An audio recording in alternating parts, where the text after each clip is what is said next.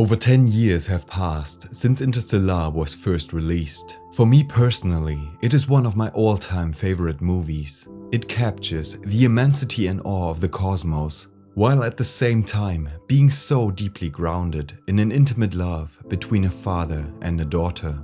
One of the things that stood out most for me, and is now probably more important than ever, is its message of a profound hope for humanity. In this video essay, I want to focus on this theme of hope that runs through the entire movie and explore what parallels we can draw to better understand our current global situation. The story of Interstellar begins in a future in which our current societies have already collapsed. Centuries of unrestrained exploitation have turned the once flourishing Earth into a hostile environment. Humanity appears to be a broken species. This sentiment is captured in Cooper's dialogue with his father-in-law. Well, we used to look up in the sky and wonder at our place in the stars. Now we just look down and worry about our place in the dirt. Nolan makes us feel the claustrophobia of a collapsing ecosystem through the dust-filled air and the monotony of endless fields of corn stretching to the horizon. And then he shows a possible way out, as mysterious ripples appear in the settling dust. With this, the stakes are set for the rest of the movie. Cooper journeys outwards into the immensity of space and time, leaving his children behind, but determined to do everything to save them and the whole of humanity. In shot after shot, Interstellar unrelentingly captures our human smallness when the stakes are indeed cosmic. From the spaceship Endurance appearing as nothing more than a shimmering point of dust before the gas giant Saturn, to tidal waves several hundreds of meters high, and finally to the black hole Gargantua, whose gravitational pull even bends light to its might. However, it is not those natural circumstances that deal the most severe blow to the mission, but an all too human thing, a lie and a betrayal. The proclaimed goal to save all humans back on Earth had already been discarded long ago, and the supposed best of them all, Dr. Mann, lured them to an uninhabitable planet in order to save his own life. At the culmination of these revelations, the Endurance is critically damaged and in danger of being pulled into the planet's atmosphere, where it would be destroyed completely. What follows is the docking scene, and for me, it is to this date the most intense and stunning cinematic experience I've ever had. The combination of the incredible visuals, Matthew McConaughey's stellar performance, and Hans Zimmer's score make me hold my breath even today after countless times of rewatching it. Everything is on the line here. Okay, get ready to match our spin with the retro thrusters. It's not possible. No, it's necessary. Through this brief dialogue, the oppressing hopelessness of the situation is established. The machine's assessment of the situation is clear. The Endurance is already spinning too fast. There's nothing that can be done about it. Despite hearing that, Cooper decides to act anyways. He attempts the impossible, and stunningly, he succeeds. To the roaring of Hans Zimmer's organ, we see how he's able to prevent the fragile spaceship from burning up in the planet's atmosphere. I truly feel that this scene captures something archetypal about the human spirit. No matter how bleak the circumstances may appear, when there is hope, when we have something worth struggling for, there's almost nothing we cannot do. This, to me, lies at the heart of Interstellar. Through an unrelenting, unyielding hope, a different future is made possible. When I reflect on our current situation as a species, I cannot help but feel that we have lost this ability to hope. We are currently living in the epoch of Earth history that has been termed the Anthropocene. The two scientists who have popularized this term have argued for it on the basis that humankind will remain a major geological force for many millennia, maybe millions of years to come. As the Pleistocene was defined by the action of ice and the Holocene by a period of relative climatic stability, so the Anthropocene is defined by the action of the anthropos, us human beings, shaping Earth at a global scale. How our current track record for our meddling with the planet looks like is best described by the author Robert Macfarlane in his book Underland. Over the last 2 centuries, and especially the last 50 years, our mass production, consumption and disposal has created an empire of things, with its own unruly material afterlife. Nuclear waste waits in vitrified flasks for the underground tombs into which it might be buried. Seas and coasts thicken with plastic trash. Carbon dioxide accumulates in the atmosphere. What we excrete comes back to consume us.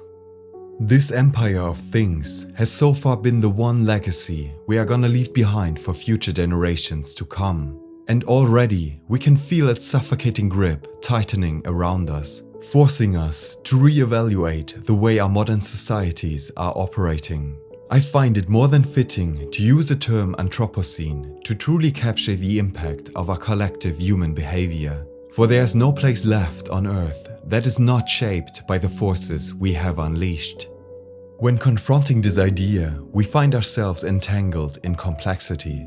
Instead of one easily identifiable cause, we find a multitude of different trends that all influence and trigger each other. Robert Macfarlane writes about the Anthropocene further. Its energies are interactive, its properties emergent, and its structures are withdrawn. It is perhaps best imagined as an epoch of loss, of species, places, and people, for which we are seeking a language of grief, and even harder to find, a language of hope.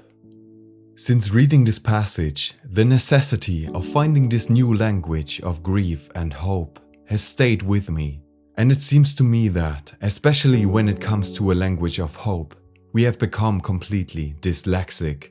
Because what are our usual responses when faced with a global crisis? Well, I can tell you from my own experiences. It is either despair or distraction, with nothing in between. Both are equally paralyzing and in essence the same. The poet and essayist Adrienne Rich calls despair a failure of the imagination. And it is precisely this faculty of ours in which we have become so extremely limited. We can no longer imagine ourselves as anything other than what we currently are. A whole species locked in a self-destructive spiral of senseless wars, endless production and consumption, fueled by bigotry and greed. Part of the reason for this is that science has become the primary way of relating to the world. And while its achievements are extraordinary, freeing us from superstitious beliefs and raising the standard of living, it has not been able to provide us with an image of ourselves that speaks to more than our intellect. It has demystified every aspect of our lives, leaving us trapped and isolated in our own heads. We looked for the old gods in the sky and found only infinite space, dead rocks, and orbs of burning gas. We looked for them in thunder and wind and found only unintelligent forces of the atmosphere. Convinced by the superficial success, we cut all ties with our quote, primitive past and thought that reason alone might give us all the answers. This is why I believe so many of us are struggling with hope and have given into despair. We inhabit a world that can be explained, but that no longer enchants. We can track the rising temperatures, the advancing species loss, the spread of microplastics through the oceans. Yet this knowledge has brought us no closer to actually being able to respond in a meaningful way. We merely have become the detached spectators of our own undoing. Like the great Terence McKenna once said, we are so much the victims of abstraction that with the earth in flames, we can barely rouse ourselves to wander across the room and look at the thermostat. It will not be a new scientific discovery that is going to save us from ourselves. What we need is to fundamentally transform our collective consciousness, the image we all hold of ourselves. Throughout human history, it was a function of myth to initiate us into a new way of seeing and being. When I use the word myth in this context, I am not referring to a fairy tale or pseudoscientific explanations of the world. Rather, what I mean are the deep narratives that run at the heart of every culture, no matter whether its people are explicitly aware of them or not.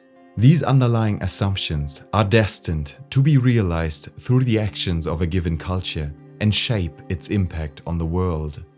The old myths were the overarching framework that gave people a sense of belonging, purpose, and direction.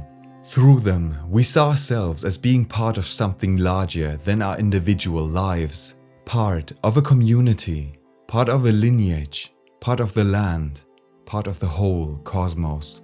These transpersonal dimensions infused life with meaning and depth, while also setting the structure for all rites of passage, those moments in which individuals could undergo genuine inner transformation, thereby stepping beyond the confines of the separated ego. But over the last centuries, we have severed our connection with them. We have become hyper-individualized beings, isolated in space and time. We no longer feel ourselves as being part of this living and breathing earth, of this web of life all around. We have stripped the rivers, the forest and animals of their souls, forgetting the intimate kinship we once shared with them. In addition to this drastic narrowing of our spatial horizon, our understanding of who we are in time has also shrunk. Our ancestors have become nothing more than abstract names, only looked upon on rarely visited gravestones, compared to the numinous presence they held in former times. In the same vein, our actions are no longer serving the interest of future generations and their well-being. Quite to the contrary, by our actions, we are consuming the very essence of their lives today. So, what we need is a new myth, a new story of ourselves, one that above all enlarges the sense of who we are.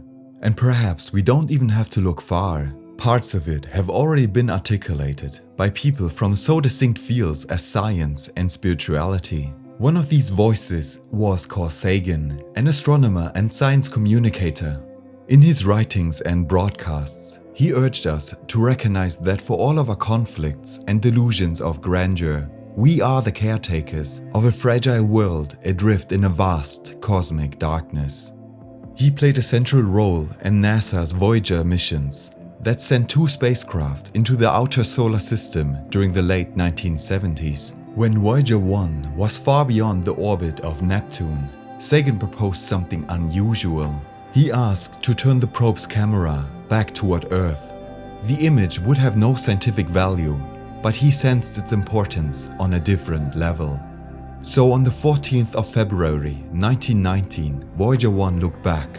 Across a distance of more than 6 billion kilometers, it captured our planet as a faint mote of light suspended in a sunbeam, a pale blue dot in space. His reflection on this image cut straight to the core. Consider again that dot. That's here. That's home. That's us. On it, everyone you love, everyone you know, everyone you ever heard of, every human being who ever was, lived out their lives. There is perhaps no better demonstration of the folly of human conceits than this distant image of our tiny world. To me, it underscores our responsibility to deal more kindly with one another and to preserve and cherish the pale blue dot, the only home we've ever known. In taking this view, we are not diminishing our shared humanity, making us feel small and unimportant, but rather we are fully coming to terms with what is at stake. This tiny planet is the only place within the whole cosmos that we know of that shelters life. Embracing this cosmic perspective means to let go of our attempts to dominate and exploit, accepting our role of custodians of life itself, the stewards of a long evolutionary story that stretches back to the beginning of time. But on its own, this cosmic perspective remains somewhat abstract. It can show us our responsibility, but it rarely becomes a felt reality in our lives. This is where the teachings of the Vietnamese Zen master Thich Nhat Hanh on the nature of interbeing support Sagan's vision and make it an embodied practice. The Buddhist insight of interbeing reveals that our sense of separatedness is an illusion. We do not stand over and against this world, we exist only with it. The air in our lungs was breathed by the forests. The food that sustains us grew out of the soil underneath our feet. Even our thoughts, our language, our memories, none of them exist independently. We are a continuation of all that came before us, of our ancestors, of our society, of the whole living earth. When you wake up and you see that the earth is not just the environment. The earth is in you, you are the earth. And you touch the nature of interbeing. At that moment, you can have real communication with the earth. To understand interbeing is to recognize that the boundaries we draw around ourselves are porous, temporary, and ultimately unreal. There is no isolated self that can be saved apart from the world. When the rivers and oceans are poisoned, our bodies carry the same toxins. When a species becomes extinct, a part of us also dies. And when we heal the world, something in us will become whole as well. This insight adds to the cosmic perspective in intimate and immediate dimension. We care for the world not because of some moral obligation imposed on us from the outside, but because we are the earth. We are her continuation. I'm convinced that such a mythic reimagining is necessary for our survival. For we now stand at a point in human history at which we can no longer deny the consequences of losing the transpersonal dimensions in our lives. When we no longer feel at home in the world, when we no longer feel connected to life all around, we will treat it accordingly, with detached domination and exploitation. When our imagination only suffices to picture us as the destroyers, then this will be our self-fulfilling prophecy. But I am not willing to bow down to such an image of humanity. Yes, we as a species have seen the mushroom cloud of Hiroshima and Nagasaki. We have tasted the ash of Auschwitz. We know all too well what kind of destruction and horror we are capable of inflicting. But this is only one side of the story. The other has nearly vanished from mainstream discourse. However, Thich Nhat Hanh captures a beautiful glimpse of what is also nascent within us in his poem The End of Suffering. He invokes the following image of our shared Buddha nature. The miracle happens. A beautiful child appears in the heart of a lotus flower. One single drop of this compassionate water is enough to bring back the refreshing spring to our mountains and rivers. This side of us, this energy of love, is a reality and not just wishful thinking. Our potential to bring healing and regeneration to the world and ourselves is endless, but before it can manifest, we have to first accept it. That's why Interstellar holds such a special place for me. In its story, love is not an afterthought, not a mere secondary phenomenon, but a fundamental force of the universe. Often, this is criticized as the weakest part of the film, particularly the sequence in the black hole. I wholeheartedly disagree, because here Christopher Nolan dares something new. He shows us a vision of the potential inherent in humanity and what it takes to walk forward on this path. A stubborn refusal to give in to despair and a willingness to look more deeply into who we are, discovering there the love that is needed so that we might be able to save us from ourselves. For that future to come into existence, we need to rekindle the flame of hope that it is indeed possible. Thich Nhat Hanh likens hope to a candle shining in the darkness, whose rays of light shine out into the world, but then also shine on itself. So every action of ours, every small gesture of care and love, go out, but then also come back in. In that way, the candle's warmth sustains the world and ourselves in the same breath. May we all find our personal way to live in its light again.